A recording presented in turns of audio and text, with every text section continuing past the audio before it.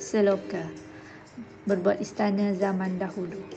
Baginda menitahkan orang besar 4 membuat istana puri berkota, lalu dipanggil pawang raja. Pawang mengerah orang bekerja. 44 tukang dan utas, siang malam tidak berhenti. 7 bulan 7 purnama, istana siap dengan alatnya. Besar tersergam 9 ruang, 10 dengan rembat guntung, 11 dengan pancung serong, 12 dengan anjung tinggi. 3 sudut menteri 8, tiang panjang Maharaja Lela. Tiang tengah syukur menanti, galang-galangnya ular berang. Kasau kecil putri menyembah, kasau lentik helam berbagai, berbunga sawa mengelempai, bertakuk bersedelinggam. Berjenam berbatu kawi, berselimpat ukir Jawa, lilit melilit akar Cina, garam sebuku sisa jeragan. Bunga kenangan dimakan ular, layang-layang di pintu raja.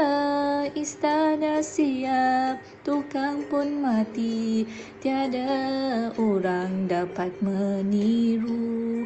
Dipersembahkan kepada baginda suami isteri. Okey, seterusnya kita tengok maksud bagi setiap rangkap seloka ini. Okey, bagi rangkap pertama, baginda menitahkan orang besar 4 berbuat istana puri berkota. Membawa maksud baginda Sultan meminta 4 orang pembesar untuk membina istana sebagai mercutanda kota dia. Jadi lalu dipanggil pawang raja, pawang mengerah orang bekerja. Okey, jadi lepas tu pembesar ni memanggil pawang raja dan telah mengerah rakyat untuk bekerja keras bagi membina istana tersebut. Okey, 44 tukang utas siang malam tidak berhenti. Jadi seramai 44 orang jurubina dan juga tukang yang pandai telah menjalankan projek tersebut siang dan malam tanpa henti. Okey, kita pergi rangkap kedua. 7 bulan 7 purnama, istana siap dengan alatnya. Okey, pembinaan istana baginda ini telah menelan masa selama 7 bulan sehingga siaplah istana tersebut dengan perabot dan peralatan di dalamnya. Okey, besar tersegam 9 ruang, 10 dengan rembat guntung, 11 dengan pancung serong, 12 dengan anjung tinggi. Maksudnya besar. Istana ini disiapkan dengan tersegam indah. Ada 9 ruang utama yang memiliki 10 batang tiang sebagai penyokong. Okay, di dalam istana tu ada kain yang disusun dan diikat serong dengan punca kain tu tergantung. Dan istana tu juga ada memiliki kawasan anjung yang tinggi. Okey, susun rangkap 3 sudut menteri 8, tiang panjang Maharaja Lela.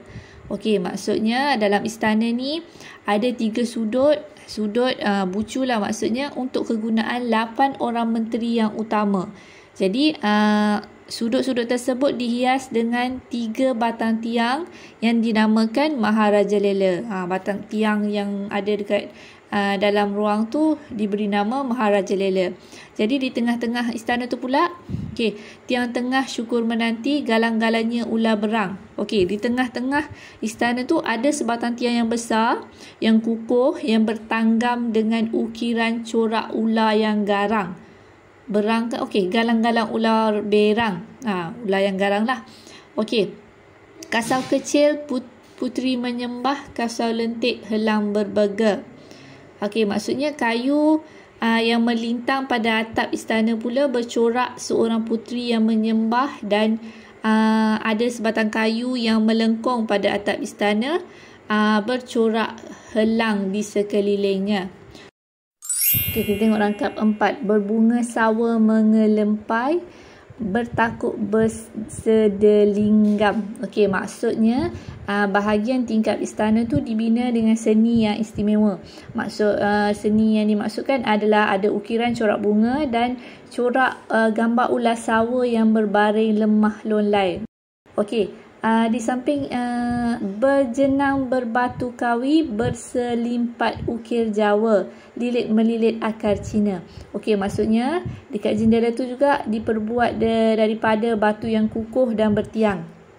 Batu kawi, batu yang kukuh, bertiang, dan berselimpat ukir Jawa, maksudnya seni bina ini juga dipercantikkan dengan ukiran corak-corak Jawa, lilit melilit akar Cina, dan juga ukiran Cina, berasaskan ukiran Cina. Okey, lepas tu garam sebuku sisa jeragan. Okey, maksudnya lepas istana tu dah siap, garam ditaburkan di sekeliling istana yang baharu itu untuk membuang segala kotoran ataupun anasir jahat yang cuba dibawa oleh pendatang asing atau nahkoda. Okey, ini adalah kepercayaan orang dahulu bahawa kita nak halau benda-benda yang tak elok menggunakan garam. Okey, pada pintu istana, bunga kenanga dimakan ular. Layang-layang di pintu raja, yang bermaksud dekat pintu istana yang besar tu ada ukiran bunga kenanga dan juga bersama corak ular. Okey, jadi itulah keunikan istana raja yang telah siap dibina oleh tukang pada waktu itu. Kita pergi kepada rangkap kelima. Istana siap, tukang pun mati, tiada orang dapat meniru. Maksudnya bila siap je istana tersebut, tukang bina istana tu pun meninggal dunia. Maksudnya kesetiaan jurubina istana ni menyempurnakan pembinaan istana. Sangat istimewa, sangat terselah bila orang lain tak boleh nak tiru gaya ataupun teknik pembinaan istana tersebut. Jadi dipersembahkan kepada baginda suami isteri. Jadi bila istana sudah siap, para pembesar yang bertanggungjawab dalam pembinaan tu pun mempersembahkan istana tersebut kepada baginda raja dan juga permaisurinya. Okey, itu adalah maksud dalam seloka berbuat istana zaman dahulu ini. Okey, jadi tema yang disampaikan dalam seloka ini adalah sindiran. Sebenarnya adalah satu sindiran kepada golongan raja yang sebenarnya mengutamakan diri sendiri, kemasyhuran diri sendiri sehingga telah mengorbankan nyawa orang lain. Maksudnya nyawa siapa tadi? Nyawa orang yang membina istana tersebut. Ini menunjukkan kegigihan, kesungguhan pembuat istana tersebut untuk membina istana dengan gah seperti kemahuan raja, sehingga tak ada siapa yang boleh meniru pembinaan tersebut.